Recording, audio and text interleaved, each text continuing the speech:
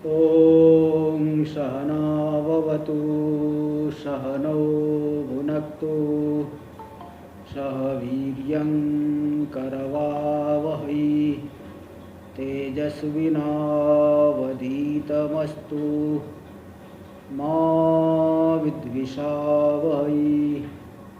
ॐ शान्ति शान्ति शान्तिः। शङ्करं शङ्कराचार्यं केशवं बादरायणं सूत्रभाष्यकृतौ वन्दे भगवन्तौ पुनः पुनः।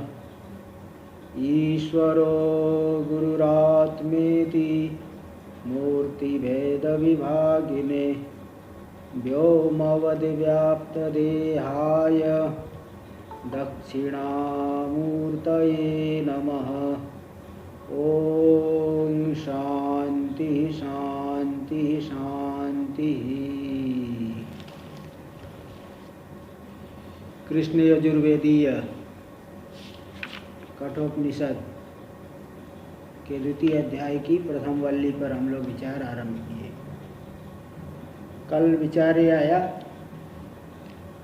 कि श्रेय प्रतिबंध कारण, श्रेय में मोक्ष में जो प्रतिबंध है, प्रतिबंध रूपी कारण, प्रतिबंध का कारण जो है, प्रतिबंध रूपी कारण का अगर हमें ज्ञान हो जाए तो उसको दूर करने के लिए प्रयत्न आरंभ किया जा सकता है। प्रतिबंध पता ही नहीं तो दूर क्या करोगे? इसलिए इसको तो प्रतिबंध क्या है? प्रथम मंत्र में परांची खानी व्यतरण स्वयंभू तस्मात् परांग पश्यति नान्तरात्मन।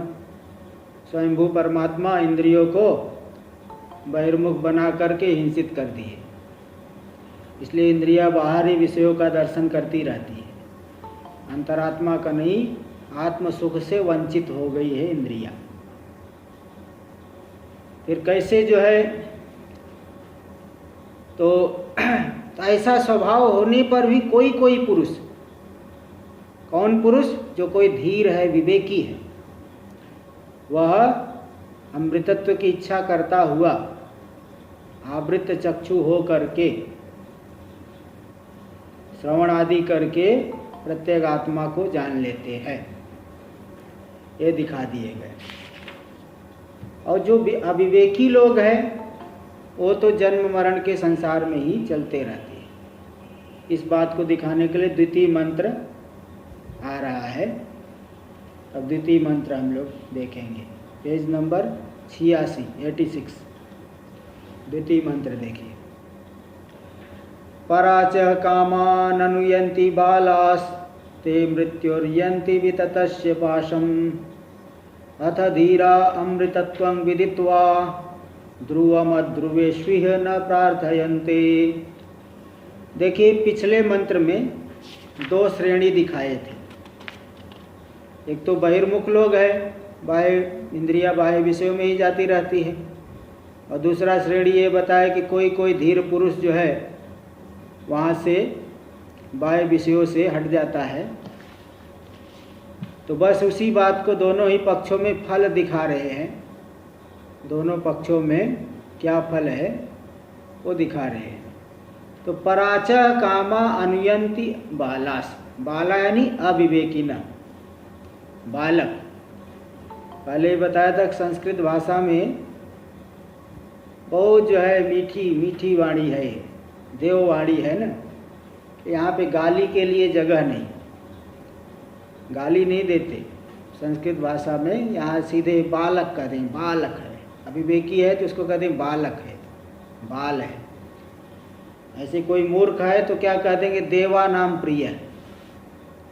मूर्ख के लिए संस्कृत में मूर्ख शब्द भी है, कहीं कह देंगे देवा नाम प्रिय, बोले तो देवताओं को प्रिय है, यानी मूर्ख है।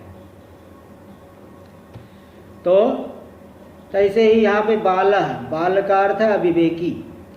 जो अविवेकी लोग हैं, पराच कामान अनुयंती, बाह्य काम्य पदार्थों को विषय जो है काम यानी काम्य पदार्थ, विषय उन्हीं का अनुयंती अनुसरण करते रहते हैं, विषयों के पीछे ही भागते रहते अविवेकी लोग। तो ऐसे लोगों को क्या मिलता है फिर? बोले ते मृत्योर्विततस्य पासम यन्ति। वे लोग मृत्यु के जो मृत्यु जो बहुत विस्तृत है, विस्तृत मृत्यु के जो पास बंधन को भी प्राप्त करते हैं। जैसे देखिए, लोक में भी चिड़िया को फंसाने के लिए जाल बिछा देते हैं, अथवा कोई हिरन आदि को फंसाना है तो जाल बिछा देंगे। मछली मारने वाले लोग मछली फंसाने के लिए जाल फैला देते हैं। तो इस तरह से जैसे जाल फैला करके बंधन में डाल देते हैं, ऐसे ही यहाँ ही मृत्यु के जो विस्तृत मृत्यु का जो जाल है, वो अहंता ममता, अहंकार ममकार रूपी जो जाल, इसी की ही प्राप्ति करते हैं। फिर जन्म मरण की प्राप्ति करते हैं। इसकी वजह से ते अविवेकी को ये फल मिला, तो जन्म मरण के चक्कर में ही पड़े रहेगा। अनवरत जो है जन्म मरण के ही प्रवाह में ही वो पड़ेगा वो अविवेकी पुरुष।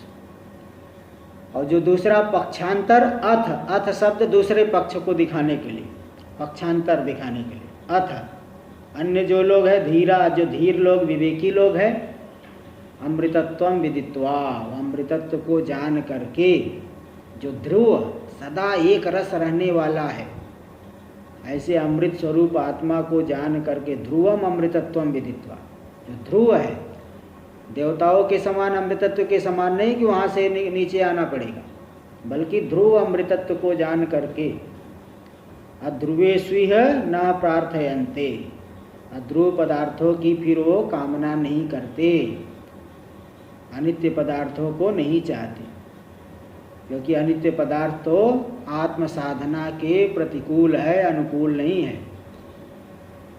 इसलिए दोनों पक्ष देखो यहाँ दिखा दी। जो अविवेकी लोग हैं मृत्यु के विस्तृत बंधन की प्राप्ति करते हैं, और जो को पीछे बताए थे मृत्यु को चटनी बता दिए थे, यस्य ब्रह्म च छत्रम च उभे भवत ओदन मृत्युर्यस्य उपसेचनम, मृत्यु रूपी चटनी के द्वारा पूरे संसार का भक्षण कर रहे परमात्मा। इसलिए मृत्यु का जो पास है, बंधन है, बहुत विस्तृत है, ये दिखा दिए। उसी चक्कर में पड़ जाते और विवेकी लोग जो है ध्रुव तत्व को जान करके मुक्त हो जाते हैं, अध्रुव की कामना नहीं करते। भाष्य में देख लीजिए, शुरू से ही 2 पंक्ति तो हुआ था, लेकिन देख लीजिए संबंध मालूम रहेगा, संबंध जुड़ा हुआ है ना, इसलिए एक ही पंक्ति है, बीच में पूर्ण विराम नहीं है। यहाँ 4-5 पंक्ति तो लगातार एक ही है।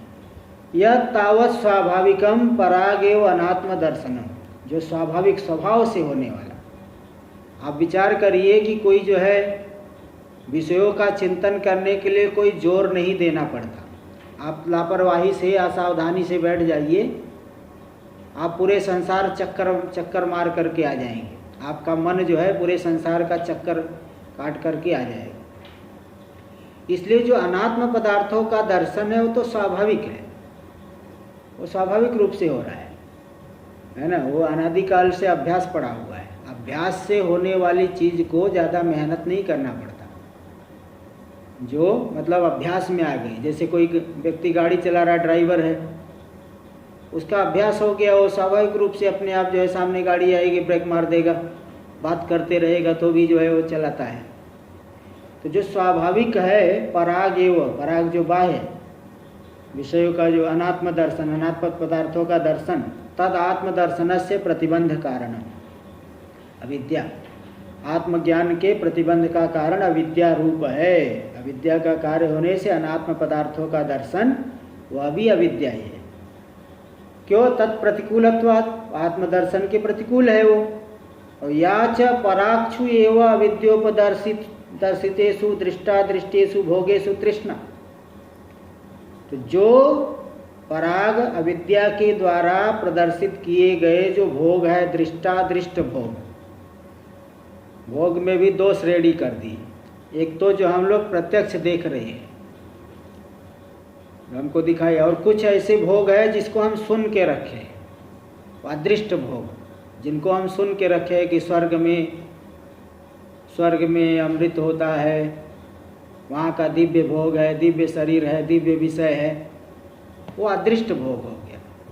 और इस श्लोक में जो पांचों विषयों का भोग है वो दृष्ट भोग, क्योंकि उसको हम लोग प्रत्यक्ष देख रहे हैं। तो जो अविद्या के द्वारा उपदर्शित दिखाए गए दृष्टादृष्ट भोग है, उनमें जो तृष्णा है, उनको पाने की तीव्र अभिलाषा, ताभ्याम, तो वे दो चीजें, एक तो अनात्म दर्शन रूपी अविद्या और दूसरा बाह्य विषयों की तृष्णा अभिलाषा, इन दोनों के द्वारा, ताभ्याम, इन दोनों के द्वारा, अविद्या तृष्णाभ्याम, अविद्या और तृष्णा के द्वारा प्रतिबद्ध आत्मदर्शनाहा, आत्मदर्शन अविवेकियों का प्रतिबंधित हो जाता है, नहीं जान पाते, क्योंकि ये दोनों दोषों से युक्त है। ऐसे जो अविवेकी लोग,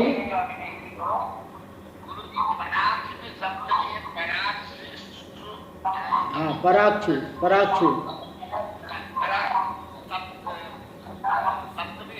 हाँ सप्तमी, हाँ पराक्षु है, वो सप्तमी बहुवचन है।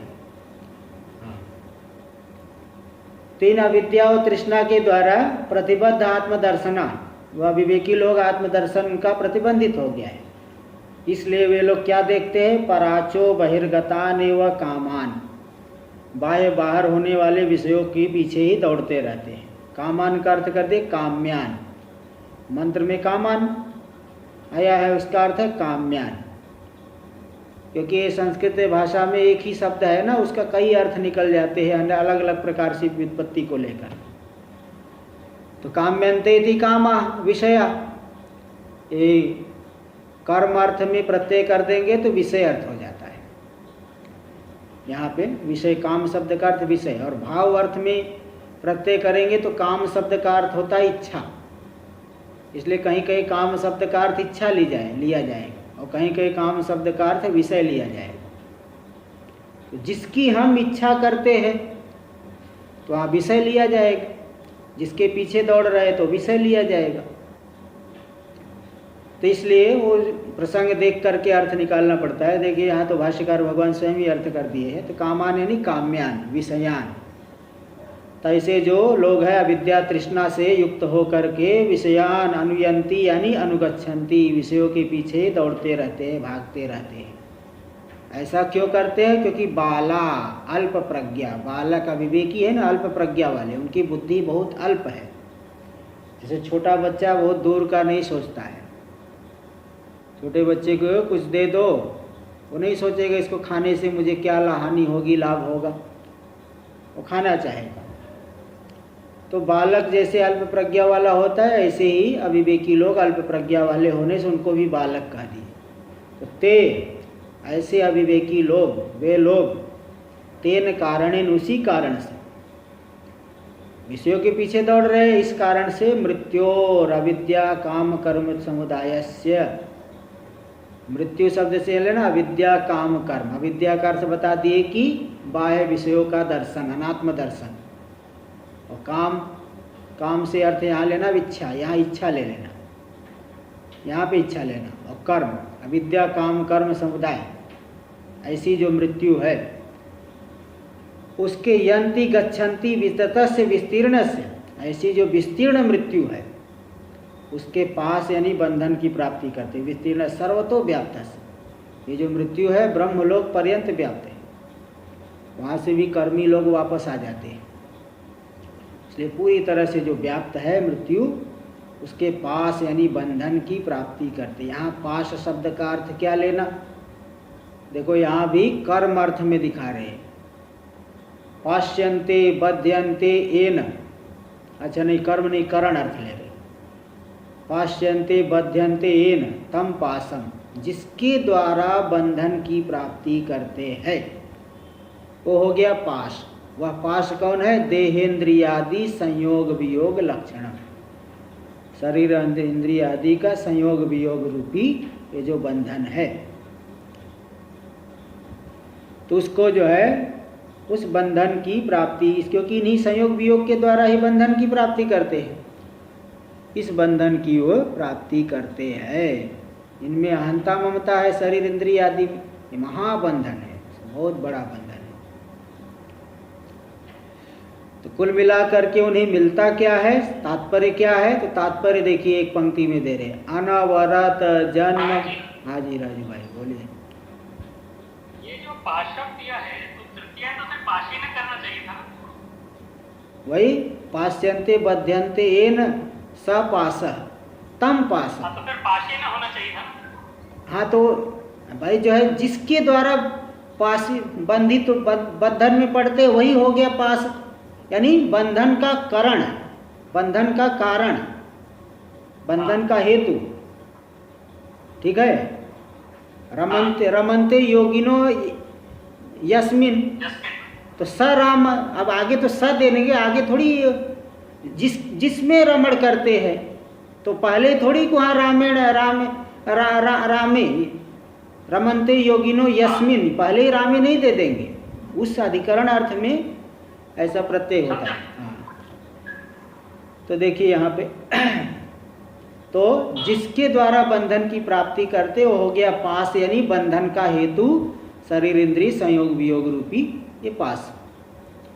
तो ऐसे उस पास में पड़ते हैं, तो इसका मतलब क्या, अनवरत जन्म मरण जरा रोगादि अनेकानर्थ व्रातम प्रतिपद्यन्ते। अनवरत लगातार जन्म मरण जरा रोग आदि जो अनेक अनर्थ व्रात, अनेक अनर्थ समुदाय, ये तो थोड़ा सा दे दिए, जन्म मरण जरा रोग आदि, न जाने कितने प्रकार के, मानसिक जो है कितना समस्या होती है, शारीरिक समस्या कितनी होती है, बहुत अनेक प्रकार के, और भी परिस्थितियों में बहुत जो है व्यक्ति दुख झेलता है। तो अनेक प्रकार के अनर्थ समुदाय की ही वो प्राप्ति करते रहते अविवेकी लोग, ये तात्पर्य निकला। यत एवं, क्योंकि ऐसा है इसीलिए विवेकी लोग इस चक्कर में नहीं पड़ते। इसलिए अथ तस्मादि सेतु से तो धीरा यानी विवेकी न, जो विवेकी लोग है, प्रत्यगात्म स्वरूपावस्थान लक्षणम अमृतत्वम ध्रुवम विदित्वा, वो लोग अमृतत्व को जान करके, अमृतत्व क्या है, अमृतत्व का अर्थ है, मंत्र में तो अमृतत्व आया, उसका अर्थ देखिए, प्रत्यगात्म स्वरूपावस्थान लक्षणम अमृतत्व, प्रत्यगात्म स्वरूप में अवस्थित हो जाना। भाई वही प्रत्यगात्म स्वरूप में अवस्थित होना, उसमें स्थित होना, स्थित होने का क्या मतलब है? स्थित होना मतलब दृढ़ निश्चय, वह व्यापक ब्रह्म मैं ही हूँ, विचार करके निश्चय कर लेना। तो प्रत्यगात्म स्वरूपावस्थान रूपी जो अमृतत्व है, ध्रुव है, जो नित्य है, उसको जान करके, उसको प्राप्त करके, जानना मतलब उसको प्राप्त कर, अनुभव करके, फिर वो अध्रुव पदार्थों की कामना नहीं करते। तो यहाँ जो अमृतत्व का विशेषण दिए ध्रुवम, वो विशेषण क्यों दिए है, इसको अब एक पंक्ति में दिखा रहे।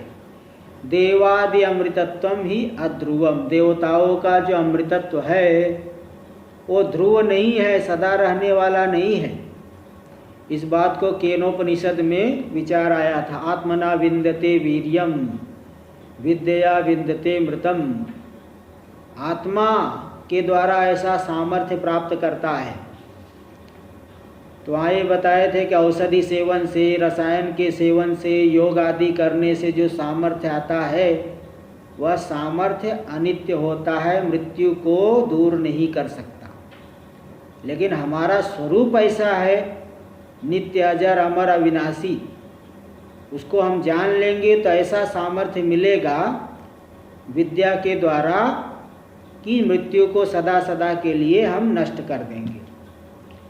तो देवताओं का जो अमृतत्व है वो तो कर्म के द्वारा प्राप्त हुआ है, बड़े लंबे समय तक रहेंगे, तो इसलिए वो कर्म से होने वाला वो तो विनाशी होता है। यद यद कृतकम तत्तद अनित्यम, जो जो कार्य रूप है वह अनित्य होता है। देवादि अमृतत्वम ही अध्रुवम, देवताओं का जो अमृतत्व है कोई ध्रुव स्थिर नहीं है, विनाशी है, अध्रुवम। इदम तो प्रत्यगात्म स्वरूपावस्थान लक्षणम, किंतु ये जो अमृतत्व यहाँ बात की जा रही है तो प्रत्यगात्म स्वरूपावस्थान रूपी अमृतत्व है। प्रत्यगात्म स्वरूप में अवस्थित हो जाना, उसी का निश्चय, दृढ़ निश्चय हो जाना, इसलिए वो ध्रुव है। और इसके विषय में बृहदारण्यक में आया न कर्मणा वर्धते नो कनीयान। ये जो आत्मा है यह शुभ कर्मों से बड़ा नहीं हो जाता, इसकी महिमा बढ़ नहीं जाती, अशुभ कर्मों से छोटा नहीं हो जाता। इसलिए प्रत्यगात्मा एक रस है, स्वरूप एक रस है, इसलिए प्रत्यगात्म स्वरूपावस्थान रूपी जो अमृतत्व है ध्रुव है। इति ध्रुव, ध्रुवम इस हेतु से वह ध्रुव है, क्योंकि कर्मों से बढ़ता नहीं, घटता नहीं। घटने बढ़ने वाला हो तब तो अनित्य हो जाएगा, लेकिन ये कर्मों से, शुभ कर्मों से बड़ा भी नहीं होता और अशुभ कर्मों से छोटा भी नहीं होता। तदेवं भूतम कूटस्थम अविचाल्यम अमृतत्वम। इस प्रकार का जो कूटस्थ है, विचलित नहीं होने वाला अमृतत्व स्वरूप है, उसको विदित्वा, जान करके, अनुभव करके, फिर वो विवेकी लोग अध्रुव पदार्थों की कामना नहीं करते। अध्रुवेषु सर्व पदार्थेषु अनित्येषु निर्धारित। अच्छा, ऐसा यहाँ ले रहे हैं कि अध्रुव पदार्थों में, अनित्य पदार्थों में उस नित्य तत्व का निर्धारण करके, जैसे अभी पंचदशी में आ रहा है, पांचों भूतों का विवेचन, सद अंश को निकाल लो, बाकी सब असत है। तद्रुव यानी सभी अनित्य पदार्थों में उस ध्रुव अमृतत्व का निर्धारण करके ब्राह्मणा, जो ब्राह्मण लोग हैं, ब्रह्म जिज्ञासु लोग हैं, ये संसारे अनर्थ पदार्थ प्राय न प्रार्थयन्ते। इस संसार में जो कि अनर्थ की प्रधानता वाला है, अनर्थ की बहुलता वाला है, उसमें वह अन्य पदार्थों की कामना वे लोग नहीं करते। न प्रार्थयन्ते किंचिदपि, कुछ किसी की भी प्रार्थना नहीं करते, कोई भी अनात्म पदार्थ की कामना नहीं करते, क्योंकि प्रत्यगात्म दर्शन प्रतिकूलत्वात्, वह तो अनात्म पदार्थ है, आत्मदर्शन के, प्रत्यगात्म दर्शन के, स्वरूप ज्ञान के प्रतिकूल होता है। तो कुल मिला करके वो जिज्ञासु लोग क्या करते हैं? पुत्र वित्त लोक ऐषणाभ्यो वित्तिष्ठन्ति एव इत्यर्थ। पुत्रेषणा, वित्तेषणा, लोकेषणा, इन तीनों ऐषणाओं से ऊपर उठ जाते हैं, व्युत्थान कर जाए, विपरीत क्रम से उत्थान कर जाते हैं, यानी वहाँ से ऊपर उठ गए, उन ऐषणाओं का परित्याग कर देते हैं इत्यर्थ। ते जो है तात्पर्य निकला।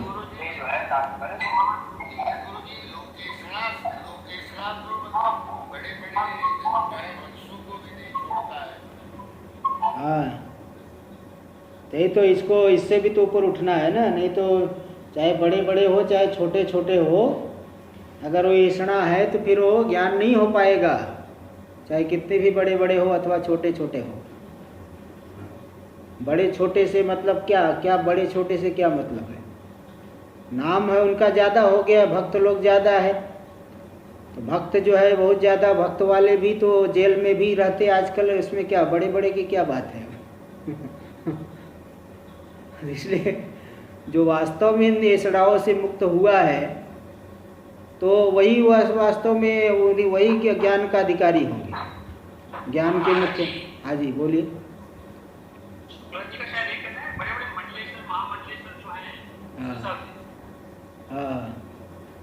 हाँ वही हाँ नहीं वो तो है, अरे मैं खुद देख रहा हूँ कितने लोग हैं, खुद देख रहा हूँ मैं, लेकिन अब ये है कि भाई जो है वो, हाँ वो तो है ही, वही तो बात है ना। ऐसा है कि पूरा वो छोड़ नहीं पाते ना। अभी एक बार एक जगह गया था एक कार्यक्रम में, तो एक महात्मा जी और आए थे, तो उन्होंने माइक संभाला तो क्या बोलना शुरू किए, देखो भाई मैंने घर छोड़ा, परिवार छोड़ा, सब छोड़ दिया, लेकिन जब माइक सामने आता इसको मैं नहीं छोड़ पाता, ये तो घंटों भर बोलूँगा, ऐसा उन्होंने बोल दिया। तो मतलब ये है कि भाई कुछ न कुछ व्यक्ति जुड़ा रहता है, तो पूरी तरह से वो हटेगा तभी वास्तव में मुख्य जो है अधिकारी, तो थोड़ा ये रहता है प्राय करके लोगों में इसलिए तो शास्त्रों में एक कह दिए ना, भगवान गीता में भी कह दिए हैं, कोई कोई एक जो है प्रयत्न करता है और उसमें भी कोई कोई ही वहाँ तक पहुँच जाता है। तो समझ लीजिए अब रास्ते में चल रहे हैं, कोई कुछ थोड़ा दूर पहुँचा है, कोई थोड़ा और आगे पहुँचा है, एकाएक तो कोई छोड़ भी नहीं सकता, ये भी मैं बता दूं। एकाएक सब कुछ छोड़ दे ऐसा तो हो नहीं सकता है। वो धीरे धीरे धीरे अपूर्व जन्म में जहाँ तक साधना की उसके आगे थोड़ा बढ़ेंगे, धीरे धीरे। अब जिसकी साधना ज़्यादा हुई है वो पूरा एकदम तत्पर दिखाई पड़ते हैं, तो इसलिए ये समझना पड़ेगा। चलिए देखिए आगे। और ऐसे भी मंडलेश्वर आदि पद में ज़्यादा मोह है तो फिर वो तो विपरीत ही है, ये तो मानना पड़ेगा, वो तो विपरीत ही है। कई लोग जो है बहुत कोशिश करके बनते हैं, वो तो विपरीत ही है। टीका में देखिए, ये द्वितीय की पूरा हो गया, तृतीय का। अच्छा तृतीय, पहले एक पंक्ति भाष्य देख लीजिए, इसके बाद टीका में तृतीय का अवतरण। यद विज्ञानात् न किंचित अन्यत् प्रार्थयन्ति ब्राह्मणा। जिस आत्मा के विज्ञान से ब्राह्मण ब्रह्म जिज्ञासु लोग अन्य किसी की प्रार्थना नहीं करते, जिस तत्व को जान करके कृतकृत्य हो जाते, अन्य किसी पदार्थ की प्रार्थना नहीं करते। कथम तद अधिगम, उसका अधिगम जो है कैसे हो, इति उच्यते, इस विषय में अब बताया जाता है। टीका में देख लीजिए। कथम तद अधिगम इति, कैसे उस तत्व का ज्ञान हो। इति किम वैदिकत्वात् धर्मवत् परोक्षत्वेन। हाँ जी बोलिए। टीका में हो गया, डालना पड़ेगा ना। हाँ कौन सा शब्द? कथम तद अधिमा लिखा हुआ है, अधिगम होगा। हाँ अधिमा, वो ग तो फिर तो छूट गया है, ग करिए, ग लिख लीजिए। कथम तद अधिगम, तो कैसे उस तत्व का, उस जिस तत्व को जान करके अन्य कोई प्रार्थना नहीं करते, उस तत्व का अधिगम कैसे होगा, कैसे हम जान पाएंगे। तो कथम अधिगम जो पूछा गया भाष्य में, तो इति उसी के ऊपर उसका तात्पर्य क्या है कि इति किम वैदिकत्वात् धर्मवत् परोक्षत्वेन। आत्मा भी परोक्ष होगा क्योंकि वैदिक होने से धर्मवत, देखो अनुमान सूचित है, आत्मा परोक्ष वैदिकत्वात् धर्मवत। देखिए वेद में धर्म का निरूपण है, तो धर्म तो परोक्ष होता है, परोक्ष रूप से धर्म का ज्ञान होता है।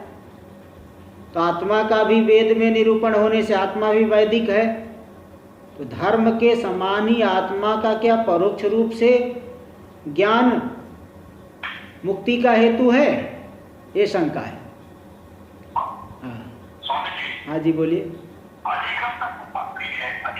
अधिगम यानी ज्ञान। हाँ अधिगम यानी ज्ञान। आत्मा का अधिगम कैसे होगा, ज्ञान कैसे होगा। अधि उपसर्ग पूर्वक गम धातु ज्ञान अर्थम, उसका अर्थ हो जाता है ज्ञान। इसलिए कहीं कहीं आएगा अधिगच्छति, अधिगच्छति मतलब जानाति, जानता है, अधिगम यानी ज्ञान। तो कैसे उसका ज्ञान होगा, तो क्या धर्म के समान परोक्ष रूप से ज्ञान होगा तभी मुक्ति मिलेगी, क्योंकि वैदिक है, धर्म भी वैदिक है, परोक्ष रूप से ज्ञान होकर के साधना का अनुष्ठान करते हैं, स्वर्ग मिलता है। आत्मा भी वैदिक है, तो परोक्ष रूप से जान करके हम मुक्त हो जाएंगे। किम वा घटादिवत सिद्धत्वाद अपरोक्षत्वेन, अथवा जैसे घटपट आदि पदार्थ सिद्ध है, कोई साध्य रूप नहीं है, सिद्ध है, सामने है, तो अपरोक्ष रूप से दिखते हैं, प्रत्यक्ष दिखते हैं। ऐसे आत्मा भी सिद्ध पदार्थ है, साध्य रूप नहीं है, इसलिए उसका ज्ञान अपरोक्ष रूप से होगा तो हमें मुक्ति मिलेगी। तो दो पंक्ति बना दिए, ये दो प्रकार के अनुमान यहाँ सिद्ध हो गए हैं। पहला अनुमान आत्मा परोक्ष वैदिकत्वा धर्मवत, दूसरा अनुमान हो जाएगा आत्मा अपरोक्ष सिद्धत्वाद घटादिवत। तो मतलब ये दो अनुमान तो है, लेकिन जिसको कठिन पड़ रहा हो नहीं समझने में, तो उसके लिए सीधी सी बात ये है, यही ये पूछ रहा है पूर्व पक्षी कि आत्मा को परोक्ष रूप से जानने से मुक्ति होगी कि अपरोक्ष रूप से जानने से मुक्ति होगी। किस प्रकार के ज्ञान से हमें मुक्ति मिलेगी? क्या परोक्ष रूप से जान लेंगे? परोक्ष मतलब जैसे हम सुनते हैं कि वहाँ एक राजा है, हाँ ऐसा है, ये परोक्ष ज्ञान। सामने नहीं देख रहे, आप सुन के रखे हो, सुन करके सत्ता का निश्चय हो गया, ये परोक्ष ज्ञान। और सामने जो देखते हो उसको कहते पर अपरोक्ष ज्ञान। तो प्रत्यक्ष अनुभव से मुक्ति मिलेगी कि परोक्ष रूप के ज्ञान से मुक्ति मिलेगी? इत्याकांक्षायाम, ऐसी आकांक्षा होने पर तो बता रहे आत्मत्वाद ब्रह्मणो अपरोक्षत्वेन एव अवगम सम्यक अवगम। वह जो ब्रह्म है, परमात्मा है, हमारा स्वरूप है, आत्मा है हमारी, इसलिए अपरोक्ष जो हमारी आत्मा है, तो कोई व्यवधान है क्या? हमारा ही स्वरूप है, इसलिए अपरोक्ष रूप से ज्ञान ही सम्यक ज्ञान है। अवगम सम्यक अवगम, उस परमात्मा का अपरोक्ष रूप से ज्ञान ही सम्यक ज्ञान है, क्योंकि वो हमारी आत्मा है, उसी ज्ञान से मुक्ति मिलेगी। इति उच्यते, इस बात को अब यहाँ पे दिखा रहे मंत्र नंबर 3, देख लीजिए। येन रूपं रसं गंधं शब्दान् स्पर्शांश्च मैथुनान् एति नैव विजानाति किमत्र परिशिष्यते एतद् वै तत् येन आत्मना, येन विज्ञान स्वभावेन आत्मना, जिस विज्ञान स्वरूप आत्मा के द्वारा रूप को देखता है, रस को जानता है, गंध को ग्रहण कर रहा है, शब्द को सुन रहा है, स्पर्श का अनुभव कर रहा है, मैथुन निमित्तक सुख का भी अनुभव कर रहा है। तो जिस ज्ञान स्वरूप आत्मा के द्वारा इन सभी विषयों का अनुभव कर रहा है, एति नैव विजानाति, इसी आत्मा के द्वारा ही तो जान रहा है, जो ज्ञान स्वरूप है। तो किमत्र परिशिष्यते, अब उस आत्मा को जब जान लिए, तो अत्र विज्ञेय में क्या विज्ञेय बचा, क्या जानना बचा? पूरे संसार का जो अधिष्ठान है, ज्ञान स्वरूप आत्मा है, जिससे सभी की सिद्धि हो रही है, उसको जब जान लिए तब क्या जानना बाकी रहा? यानी आत्मा को प्रत्यक्ष अपरोक्ष रूप से ज्ञान हो गया, तेग विज्ञान से सर्व विज्ञान, अब कुछ जानना बाकी नहीं रह जाएगा। उस अपरोक्ष रूप ज्ञान से ही मुक्ति हो जाएगी, अनर्थ की निवृत्ति हो जाएगी। उसी के ज्ञान से हुआ और किसी की आवश्यकता नहीं। एतद वै तत्, अब यहाँ यमराज जी याद दिला दे रहे नचिकेता, क्योंकि नचिकेता 2 बार प्रश्न पहले ही कर चुका है। 3 वरदान के लिए 2 वरदान पहले मांगा, और तीसरे वरदान से एक बार जो है ये अम्प्रेते विचिकित्सा मनुष्य अस्तित्व के नायम अस्तित्व चैके एतद विद्या मनुशिष्टस्त्वया हम वराणाम ऐसा वरस तृतीय, ऐसा पूछा तो यमराज जी उसकी प्रशंसा में ही बहुत समय निकाल दी। फिर दोबारा उसने पूछा कि अन्यत्र धर्माद अन्यत्रा धर्माद अन्यत्र अस्मात् कृता कृताद अन्यत्र भूताच्च भव्याच्च यत्तत् पश्यसि तद् वद। 2 बार तो पूछ चुका है, और यमराज जी सोच रहे मैं इसको बता दूं, और ये समझ न पाए, फिर तीसरी बार पूछेगा, इसलिए कह रहे देखो भाई, एतद वै तत्, एतद यही वह है जिसको तुमने पूछा था, एतद यही वह निश्चित अर्थ में, निश्चय अर्थ में, निश्चित रूप से यही वह आत्मा है, यही वह स्वरूप है जिसको तुमने पूछा था। कोई दूसरा नहीं बता रहा हो, जो तुमने पूछा है वो मैंने बता दिया। इसलिए आपको अब अलग से प्रश्न करने की आवश्यकता नहीं है, उस आत्म तत्व को मैंने तुम्हें बता दिया। और भी 2-4 बार बोलेंगे एतद वै तद, आगे 5वें मंत्र में भी बोलेंगे, 8वें मंत्र में भी बोलेंगे, 6ठे 6ठ मंत्र में भी, 7म 8म बार बार बोलेंगे। देखो यही वह आत्मा है जिसको तुमने पूछा है। भाष्य में देख लीजिए, येन विज्ञान स्वभावेन आत्मना, जिस विज्ञान स्वभाव वाले आत्मा के द्वारा रूपम रसम गंधं शब्दांश स्पर्शांश, रूप रस गंध शब्द स्पर्श 5 विषय तो आ ही गए, और थोड़ा उसी में एक विशेष दे रहे मैथुनान यानी मिथुन निमित्तात् सुख प्रत्ययान। मैथुन कर्म निमित्तक जो सुख विशेष होता है उसको भी जानता है। विजानाति, विजानाति मतलब विस्पष्ट रूपेण, विस्पष्टम जानाति, विस्पष्ट रूप से एकदम स्पष्ट रूप से जानते हैं सर्वोलोक, सभी प्राणी लोग जिस ज्ञान स्वरूप आत्मा के द्वारा जानते हैं। विज्ञान स्वरूप आत्मा नहीं होता तो कैसे जान पाते। फिर यहाँ शंका हो रही है कि ननु नैवं प्रसिद्धिर्लोकस्य आत्मना देहादि विलक्षणेन हम विजानामि। बोले लोक में तो ऐसी प्रसिद्धि नहीं है, लोक को प्राणियों में ऐसी प्रसिद्धि तो नहीं है कि शरीर आदि से विलक्षण आत्मा के द्वारा मैं इन सभी विषयों का अनुभव कर रहा हूँ। ऐसा तो सभी लोगों को नहीं पता है, ऐसा प्रसिद्ध तो नहीं है। वो तो कहते मैं जान रहा हूँ, ऐसा नहीं कहते कि शरीर से विलक्षण आत्मा जान रहा है। तो ये प्रसिद्ध तो नहीं है। क्या जानते हैं, क्या प्रसिद्ध है? देहादि संघातो हम विजानामि इति सर्वलोको अवगच्छति। सभी लोग तो ऐसा ही जानते हैं कि मैं देहादि संघात रूप हूँ, मैं जानता हूँ। शरीर आदि समुदाय रूप मैं, संघात रूप मैं जानने वाला हूँ।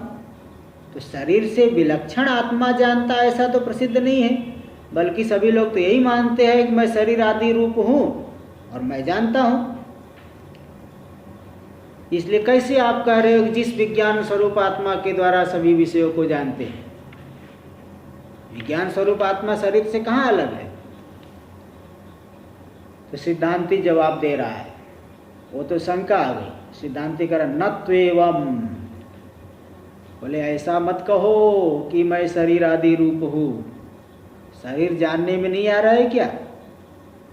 मेरा शरीर कितना बदल गया है, गोरा है, काला है, पतला है, मोटा है। शरीर भी तो जानने में आ रहा है, शरीर थोड़ी जान रहा है। जो दृश्य है वह दृष्टा कभी नहीं हो सकता। वास्तव में भले अब आप सापेक्ष दृष्टित्व की बात कहा जाए तो अलग बात है। जैसे रूपम दृश्यम लोचनम दृक् तद दृश्यम दृक्तु मानसम दृश्याद्रिवृत्तो साक्षी दृगे व न तो दृश्यते। अभी जो है ये दृक् दृश्य विवेक जो ग्रंथ चला था वाक्य सुधा, उसमें पहला श्लोक आया था। तो रूपम दृश्यम लोचनम दृक्, रूप दृश्य है, चक्षु दृष्टा है। फिर जो है चक्षु भी दृश्य हो गई, मन दृष्टा हो गया। तो दृश्य बुद्धि की ज्ञान मन की वृत्तियां भी दृश्य हो गई और साक्षी दृष्टा हो गया। लेकिन वास्तव में दृष्टा तो साक्षी ही है, क्योंकि दृगे व न तो दृश्य थे, वह दृष्टा ही दृश्य नहीं है। इसलिए जो आप कह रहे हो कि शरीर आदि संघात जानने वाला है, ऐसी बात नहीं। शरीर आदि संघात भी तो ज्ञान का विषय बनता है। ये सिद्धांती बता रहा है। पहले टीका में देख लीजिए 2 पंक्ति। मूढ़ानां व्यतिरिक्तेन आत्मना देहादेर वेद्यत्वम यद्यपि न प्रसिद्धम। जो मूढ़ लोग हैं, अविवेकी लोग, तो व्यतिरिक्त आत्मा के द्वारा देहादि वेद्य हो रहे, ज्ञान के विषय बन रहे हैं, ऐसा मूढ़ लोगों को यद्यपि प्रसिद्ध नहीं है तो भी विवेकी लोग जानते हैं। तथापि विचारकाणाम, जो विचारक लोग हैं, विचार करने वाले लोग हैं, उनको उनमें ये बात प्रसिद्ध है। वेदांत के लोग, वेदांत विद्वानों के बीच में तो बात प्रसिद्ध है कि शरीर से व्यतिरिक्त है, आत्मा दृष्टा है, जानने वाला। इसलिए तथापि विचारकाणाम व्यतिरिक्तेन एव वेद्यत्वम प्रसिद्धम। जो विचारक लोग हैं उनमें तो यही प्रसिद्ध है कि शरीर आदि से व्यतिरिक्त आत्मा के द्वारा ही सभी विषय अनुभव में आ रहे हैं। ततो यत् शब्देन प्रसिद्धवद परामर्शो न विरुध्यते। इसलिए जो मंत्र में यत् शब्द का प्रयोग, ये न रूपम रसम गंधम, जिस विज्ञान स्वरूप आत्मा के द्वारा सबको जानता है, तो प्रसिद्ध के समान जो दे दिए है कि कोई प्रसिद्ध है। भाई सर्वनाम का प्रयोग कर रहे हैं तो सर्वनाम तो प्रसिद्ध का ही ग्रहण करेगा। अब पूर्व पक्षी की शंका कहती थी कि वो तो कोई प्रसिद्ध ही नहीं है ऐसा, शरीर से विलक्षण। बोले नहीं, भले मूढ़ों में प्रसिद्ध नहीं, लेकिन विचारक लोगों में प्रसिद्ध है। वेदांत के जिज्ञासु लोग इस बात को अच्छी तरह से जानते हैं कि शरीर से व्यतिरिक्त आत्मा जान रहा है, इसलिए प्रसिद्धि होने से यत् शब्द का प्रयोग किया गया मंत्र में कि जिसके द्वारा, जिस प्रसिद्ध विज्ञान स्वरूप आत्मा के द्वारा पांचों विषयों को जानता है, अनुभव करता है स्पष्ट रूप से, तो उसको वहाँ पे उसको जान लिए, तो उस है ना, उस आत्मा को जान लिए तब कुछ जानना बाकी नहीं रहता है। इसलिए प्रसिद्ध के समान। इसलिए ततो यत् शब्देन, यत् शब्द आया मंत्र में, येन में यत् शब्द है, तो यत् शब्द के द्वारा प्रसिद्धवत परामर्शो न विरुद्धते, प्रसिद्ध के समान परामर्श करना, उसको ग्रहण करना वहाँ पे विरुद्ध नहीं है। इति परिहरत, इस तरह से परिहार कर रहे हैं सिद्धांती। नत्वेवं, ऐसा मत बोलो, देहादि संघातस्यापि शब्दादि स्वरूपत्वा विशेषात्, शरीर आदि संघात भी तो शब्दादि स्वरूप है। शब्द स्पर्श रूप रस गंध पांचों गुणों से युक्त है। पंचदशी में आया है ना कि कभी कभी जो इंद्रिया, अभी दूसरा अध्याय चल रहा है, दूसरे अध्याय में ही आया है, इंद्रियों का प्रायो धावेत बहिर्मुखम, इंद्रिया प्रायः करके बाहर दौड़ती है। बोले प्रायः करके हमेशा बोलना चाहिए? बोले नहीं, हमेशा नहीं, कभी कभी अंतर्मुख भी होती है।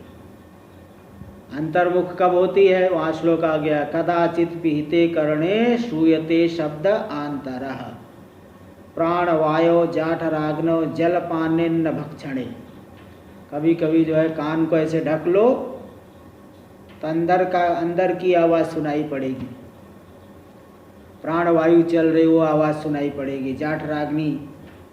जाठराग्नि जो है जलपान, पानी पिएंगे, अन्न भक्षण करेंगे, तो शब्द स्पर्श रूप रस गंध शरीर के भीतर ही अंदर का मालूम, तो अंदर का भी ग्रहण करती है।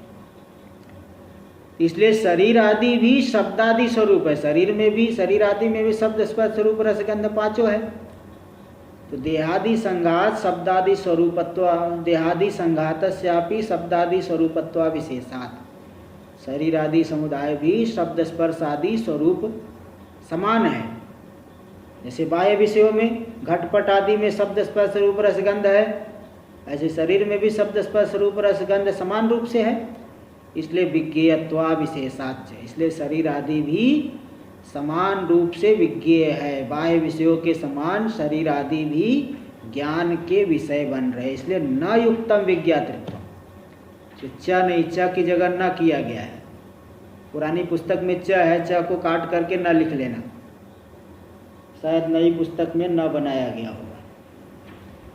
तो न युक्तम विज्ञातृत्व, इसलिए शरीर आदि में विज्ञातृत्व मानना युक्त नहीं है। जानने वाला तो आत्मा है, शरीर आदि तो दृश्य है। यदि ही देहादि संघात, हाँ जी महाराज जी बोलिए। ये बात यह है कि अगर हम आत्मा ही सब जान रहे हैं, हाँ तो जितनी बातें हम कह रहे हैं, हाँ, तो आत्मा को तो समझ लेना चाहिए सभी जितने बैठे हैं। और बीच बीच में जो शंका जाती वो कौन करता है? नहीं, वही मतलब वो चिदाभास, जो विशिष्ट चिदाभास जो है भाई जानता भी है। देखिए आत्मा जो जान रहा है ना, शुद्ध आत्मा में तो जानना भी कोई धर्म नहीं है, वो तो ज्ञान स्वरूप है, उपाधि से जुड़ करके जान रहा है। उपाधि, हाँ, जैसे विद्युत जो है प्रकाश कर रही है, तो विद्युत केवल विद्युत में प्रकाश नहीं है, अनभिव्यक्त प्रकाश है, अभिव्यक्त प्रकाश नहीं है। वही जब विद्युत बल्ब से जुड़ेगी तो उसका प्रकाश अभिव्यक्त हो जाता है। ऐसे आत्मा जो है ज्ञान स्वरूप तो है, जानने वाला नहीं। जानने वाला तो मन बुद्धि के साथ जुड़ करके तब जानने वाला होता है। वास्तव में तो वह ज्ञान स्वरूप है, जैसे सूर्य प्रकाश रूप है। लेकिन सूर्य के प्रकाश में हमको कुछ दिखाई पड़ा, हम क्या कहेंगे? सूर्य प्रकाश कर रहा है। ये सापेक्ष व्यवहार, लेकिन वो तात्पर्य वही समझना कि ज्ञान स्वरूप है वो। ठीक है, देखिए, तो इसलिए शरीर आदि संघात में विज्ञातृत्व मानना युक्त नहीं है, जानने वाला तो आत्मा है। टीका में देखिए, देखो अनुमान दे रहे, दैहिका शब्दादयो न स्वात्मानम अन्यम च विजानीहु। शरीर में होने वाले जो शब्द स्पर्श रूप रस गंध ये सब विषय है, अपने आप को भी नहीं जान सकते, दूसरे को भी नहीं जान सकते। क्यों? शब्दादित्वा, शब्दादि रूप है, जैसे बाह्य शब्दादि। दृश्यत्वाच बाह्यवत, जैसे बाह्य दृश्य। दीवार है सामने आपके, दीवार न तो अपने को जान रही है न दूसरे को जान रही है।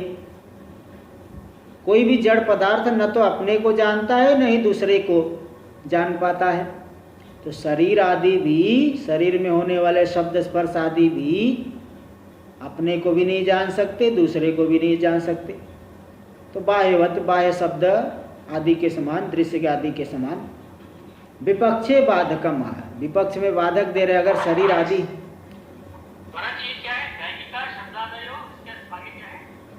न स्वात्मानम, स्वा दीर्घ नहीं है। हाँ, पुरानी पुस्तक में तो हरस, नई में भी तो शायद वैसे ही है क्या? स्वात्मानम नहीं किया, दीर्घ नहीं किया। हाँ, तो दीर्घ करिए सब में। हाँ, दीर्घ कर लीजिए, स्वात्मानम। पुरानी में भी ऐसे ही था, नई में भी यही ऐसे ही रख गया है। तो दैहिका शब्द ऊपर न किए है कि नहीं? तीसरी पंक्ति में विषय देखिए। हाँ, चलो देखिए, कोई नहीं। दैहिका शब्दादयो न स्वात्मानम अन्यम च विजानी। देह में होने वाले जो शब्दादि अपने को और अन्य को भी नहीं जान सकते। शब्दादित्वात् दृश्यत्वाच्च, शब्दादि स्वरूप होने से और दृश्य रूप होने से बाह्य के समान। तो विपक्षे बाधकमा, विपक्ष में बाधक यहाँ दे रहे हैं। विपक्ष में बाधक, अगर शरीर आदि सबको जानने लग जाए तो क्या होगा, क्या दोष होगा, वो बता रहे हैं। देखिए, यदि ही देहादि संघातो रूपाद्यात्मक सन, यदि शरीर आदि संघात रूपादि आत्मक पंच विषय शब्द स्पर्श रूप रस गंध गुण वाले हैं, तो रूपादि स्वरूप वाले होते हुए रूपाद्यात्मक सन रूपादिन विजानीयात, वो स्वयं रूपादि रूप है। क्योंकि देखिए, वेदांत मत में जो गुण होता है द्रव्य की अवस्था विशेष है। शब्द स्पर्श रूप रस गंध, जैसे अग्नि की उष्णता है, वो अग्नि की ही एक अवस्था विशेष है, अलग करके नहीं कह सकते। इसलिए तो शक्ति को अनिर्वचनीय माना गया है, अभी सिद्ध किया गया पंचदशी में। शक्ति अनिर्वचनीय है, अलग करके भी नहीं दिखा सकते और बिल्कुल वैसा भी नहीं कर सकते। तो ये जो देहादि संघात स्वयं रूपादि आत्मक होते हुए रूपादिन विजानीयात, यदि वो रूपादि को जानेगा तो बाह्यापि रूपादयो अन्योन्यम स्वयं स्वयं रूपम च विजानी, तब तो बाह्य रूपादि भी अपने आप को भी जाने और परस्पर दूसरे को भी जाने। लेकिन जैसे बाह्य विषय अपने को भी नहीं जानते, दूसरे को भी नहीं जानते, ऐसे शरीर आदि में होने वाले रूप आदि भी अपने को भी नहीं जानते, दूसरे को भी नहीं जानते। यदि जानने लग जाए तो बाह्य विषय भी अपने को जाने, दूसरे को भी जाने। न चेतद अस्ति, किंतु ऐसा तो है नहीं कि बाह्य विषय अपने को भी जानते, दूसरे को भी जानते। इसलिए शरीर में के शब्द स्पर्श भी अपने को नहीं जानते, दूसरे को भी नहीं जानते, उनको जानने वाला कोई दूसरा ही मानना पड़ेगा। तस्मात् देहादि विलक्षणांश रूपादीन, इसलिए शरीर आदि से जो विलक्षण रूपादि, देहादि लक्षणांश रूप, विलक्षण नहीं, देहादि स्वरूप वाले जो रूप उस पर रूप आदि गुण है, तो एतेन एव, इसके द्वारा ही जाने जाते, यानी इस विज्ञान स्वरूप आत्मा से ही जाने जाते हैं। देहादि व्यतिरिक्तेन, एतेनैव का अर्थ कर दिए देहादि व्यतिरिक्तेनैव विज्ञान स्वभावेन आत्मना विजानाति, विज्ञान स्वरूप वाले आत्मा के द्वारा ही जानते हैं। कौन जानते? लोक, लोक यानी प्राणी, जीव इस विज्ञान स्वरूप आत्मा के द्वारा ही जानते हैं शरीर आदि को। तथा येन लोको दह, यथा यथा येन लोहो दहति स्व अग्निरितिवत्, जैसे उदाहरण देते कि लोहा जिसके द्वारा जलाता है वह अग्नि है, इसी प्रकार प्राणी जिसके द्वारा जानते हैं सबको वही आत्मा है। तद्वत्, ऐसे ही समझ लेना। आत्मनो अविज्ञेयम किमत्र अस्मिन् लोके परिशिष्यते, आत्मा से अविज्ञेय हो ऐसा कौन सा लोक में, संसार में पदार्थ बचता है? न किंचित परिशिष्यते, कोई ऐसा पदार्थ नहीं बचता जिसको आत्मा नहीं जानता हो, आत्मा सबको जानता है। सर्वमेव तु आत्मना विज्ञेयम, सबके सभी आत्मा के द्वारा जानने में आते हैं। तो यस्य आत्मनो अविज्ञेयम न किंचित परिशिष्यते, तो जिस आत्मा के लिए अविज्ञेय कुछ भी बचता नहीं, स आत्मा सर्वज्ञ, वही आत्मा है सर्वज्ञ।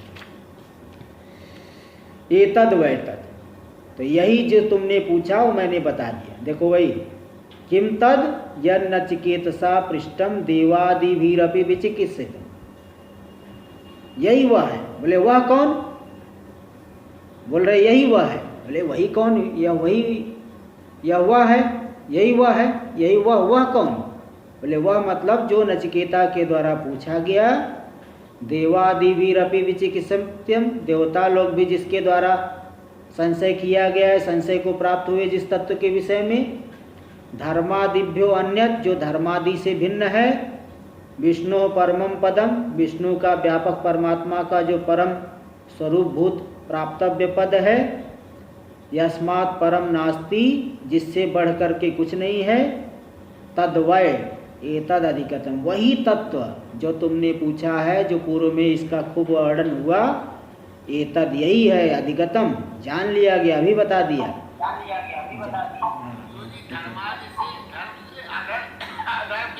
सब संपूर्ण कल्पना का जो अधिष्ठान है, तीनों काल भी ले लेना, तीनों काल भी जिसमें कल्पित है, इत्यर्थ। ये पूरा हो गया। आगे का विचार हम लोग कल करेंगे। ओम सहनाववतु सहनौ भुनक्तु सह वीर्यं करवावहै तेजस्विनावधीतमस्तु मा विद्विषावहै। ओम शांति शांति शांति।